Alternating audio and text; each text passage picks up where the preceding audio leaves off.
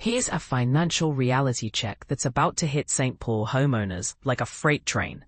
Your property taxes are about to skyrocket, and if you live in the city's most struggling neighborhoods, you're going to bear the heaviest burden.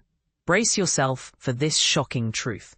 Residents in St. Paul's economically disadvantaged areas, including Thomasdale, Frogtown, Payne-Thalen, North End, and West Side neighborhoods are staring down tax hikes ranging from a crushing 8% all the way up to a devastating 16% or potentially even higher.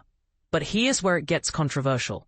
This isn't just bad luck or coincidence. When you factor in approximately $125 in escalating water, sewer, and recycling charges, homeowners in these already cash-strapped communities could find themselves paying an additional $600 or more annually in total property-related expenses. Meanwhile, families in Hamline Midway, Dayton's Bluff, Como, and Summit University neighborhoods will experience the second tier of this financial assault. Interestingly enough, residents living in the more affluent areas like St. Anthony Park, Battle Creek, Sunray, Highwood, and downtown St. Paul will experience the smallest percentage increases citywide, though they'll still face increases amounting to several $100s. And this is the part most people miss. There's a clear pattern emerging here that raises serious questions about economic fairness. The financial burden is systematically moving away from businesses and landing squarely on homeowners. In what might be the most significant shift we've witnessed in recent memory, the tax burden is shifting from commercial to residential, explained Madeline Mitchell, who serves as budget manager for the city of St. Paul. She delivered this sobering assessment to a packed room of elected officials during a Monday meeting held at the St. Paul Public Schools District Administration Building. This dramatic transformation in who pays what isn't going unnoticed by local government representatives, and some are speaking out about the harsh reality their constituents face. There are folks in my ward right now that can't even rub two pennies together. And somehow, they keep managing to pay their bills on time, stated Council Vice President Hwa-Jong Kim, whose representation includes the North End neighborhood. Her words paint a vivid picture of families already stretched to their financial breaking point. Representatives from St. Paul City Government, Ramsey County Administration, and the St. Paul School District convened as the Joint Property Tax Advisory Committee this past Monday to analyze tax patterns and provide their collective endorsement for a combined levy increase, essentially the ceiling for how much total property taxes can be elevated. A complex web of tax levy decisions. But here's where things get even more complicated. That maximum threshold continues to fluctuate like a moving target. The St. Paul School District remains in a holding pattern, awaiting crucial information from the Minnesota Department of Education regarding their maximum permissible levy increase. Beyond their standard levy request, district voters will encounter a significant question on their November 4th ballot, asking whether they'll approve a special funding boost of $1,073 per student over a 10-year period, with tax payments beginning in 2026. Should voters give their approval, homeowners with properties valued at St. Paul's median of $289,200 would face an estimated annual cost of $309, which breaks down to roughly $26 monthly. This decade-long tax commitment includes built-in inflation adjustments, meaning costs will likely climb even higher over time. Facing mounting expenses, shrinking student populations, and state assistance that hasn't matched inflation rates, the district launched this academic year confronting a staggering $51 million budget shortfall. Their survival strategy involves depleting financial reserves while simultaneously eliminating educational programs to bridge this enormous gap. Concurrently, St. Paul City leadership is pursuing a 5.3% levy increase, while Ramsey County officials are seeking an even steeper 9.75% boost. Following the money trail, where your tax dollars actually go. For every dollar extracted from taxpayers' wallets, approximately 35 cents flows to Ramsey County operations. 33 cents supports City of St. Paul functions, and 23 cents funds St. Paul Public Schools activities.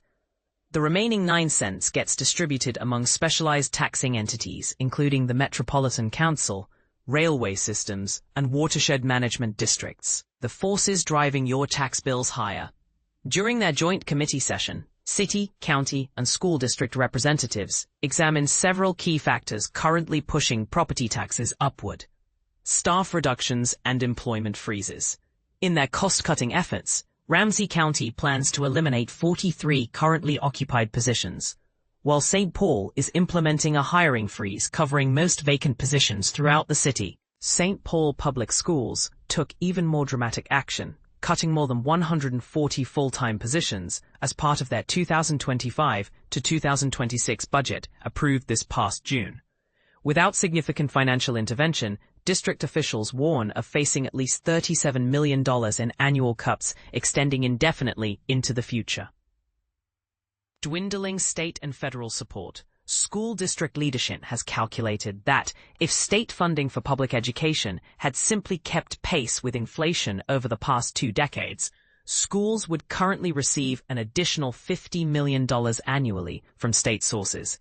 Unfortunately, that mathematical reality never materialized, and federal funding appears even less reliable moving forward. Reduced federal contributions for administrative costs related to social services, like SNAP food assistance and Medicare programs, means county governments will likely absorb greater expenses in those areas. Real estate market dynamics, creating tax shifts. Commercial property valuations in St. Paul aren't experiencing the same upward momentum as residential properties, and next year's property taxes will reflect this divergence. This trend becomes particularly pronounced when examining vacant downtown office buildings, changing hands at bargain basement prices. Overall market value growth for St. Paul properties hovers around a modest 1.5%, according to Mitchell's analysis.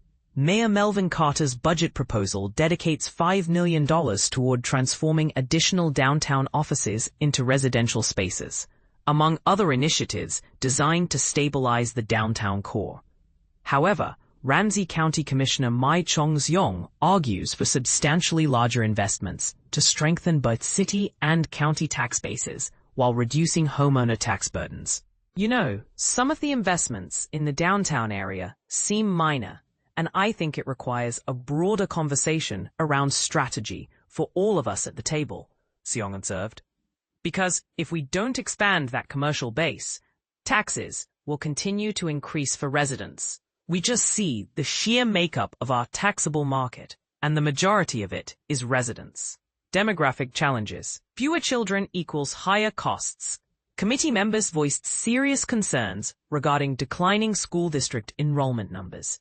Based on current demographic projections, the school district could experience a reduction of 5,000 to 10,000 students over the next 10 to 15 years, due solely to decreased birth rates. This enrollment decline would intensify financial pressure on the district, which depends on state funding calculated per individual student. Any resulting shortfall would likely transfer to property owners, who would face requests to compensate through elevated property taxes. A tax-exempt property controversy.